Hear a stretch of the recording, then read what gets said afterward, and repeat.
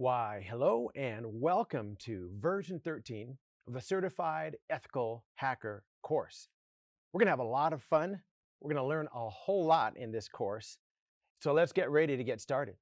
I just want to introduce myself. My name is Kevin King, and I've been in the industry for quite a long time, working with everything from Fortune 500 companies down to the mom and pops, small businesses that make the world go around. And in my time working for companies, helping solve issues from Active Directory to virtual services, I've had the ability to gain quite a lot of certifications. And so with those certifications, they were nice and they're very good to have. And I look forward to taking exams and getting more. But one thing I want to emphasize as we go through this course is certifications aren't the only thing that we need. In fact, the reason that we have the Certified Ethical Hacking course is to give you knowledge and skills. And that's what it's really all about when you get to that job interview or you're on the job, making some of these hacking concepts work for you, which is why we have subject matter experts that help to make this class an extremely comprehensive and useful class, increasing your knowledge and your skills. So what we have here is 20 different modules. Let me show you where we're going to start. We're going to start at Module 1. And with Module 1, we're going to be looking at an introduction to ethical hacking. And then the real fun starts when we get into Module 2 through 6, where we're going to learn how the beginnings of hacking works.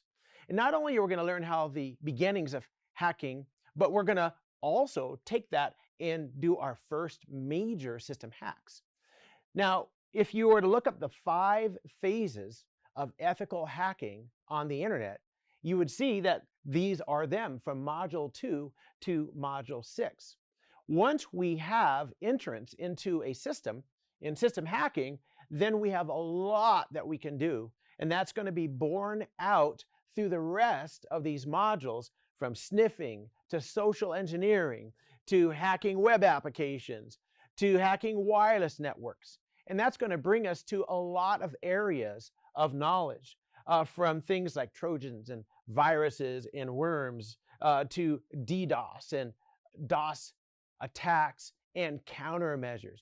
We're going to look at the APIs that a software environment, operating system environment use, and how to hack those APIs and how to defend those APIs. We're going to get into IoT, the Internet of Things, IoE, the Internet of Everything, and then OT, where we look at things like SCADA and how to hack the various types of industrial protocols and devices that are really part of the backbone of any city or country. Then we move from there into the cloud, and we end up looking at cryptography and cryptographic protocols and how to make use of, hack, and defend those. But I want to warn you, this class goes very fast. And I'm going to take as much time as I can to explain every concept. But there might be times when you'll have to go back and look at the video to make sure that you understand everything that we're talking about. What you need to be able to do at the end of the course is to have enough knowledge and skills so that you can not just pass the test, but pass the test of life, where you're going to make use of these knowledge, these skills, where you're going to make use of these skills and the knowledge that you gain in your job. All right, so how do you make use of the skills and knowledge that you learn? Well, you do that by practicing, which is why we have lab sessions that you will be able to use.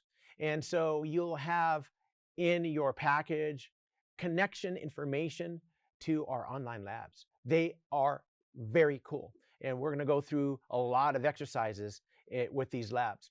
And what you'll see with the lab session is we have a lot of virtual machines that are tied together with a background network so that you can play around. It's your own playground. I'm going to walk you through exercises in the labs. However, you also are welcome to use the virtual machines to practice even many of the techniques that we don't cover. So for instance, if I'm talking about how to use Nmap and I show you 3 different ways to use it, there are infinite ways of using Nmap, and you can practice those on your own. So let's have a look at what some of these machines are. We start off with Windows 11, have a couple of Windows servers. We have Active Directory. We have Parrot Security Linux, which is the Linux that we're going to be using for our hacking workstation, Android, and Ubuntu. So it's pretty good. We have a comprehensive and very nice little lab playground for you to work in. Let's talk about the exam. The exam is 125 questions of material. So if you look here on this chart, you'll see that it's 312-50. It's 4 hours, and there's quite a lot in the exam that you need to look out for. There are 2 ways to take the exam. If you want to use View, you can go into a View testing center and take the exam, or you can use our own exam testing capability where you can just do it from your own home or from your office. You just have to have a device that has a camera and a microphone on it, and the camera has to be able to move. And what's going to happen is the proctor is going to look around and make sure that you don't have somebody showing you the answers in the background. But it is a test that requires a lot of knowledge. Okay, so before we start hacking, there's one more thing I would like to talk to you about in terms of the exam, and that is the CEH practical. If you pair the CEH practical with the CEH, then you will pass those. Passing both of those, you can become what's called a CEH master. And so if you have the opportunity to take the practical after you have gained and passed your CEH, I would encourage you to do so. But guess what? Now it's time. We're going to get hacking.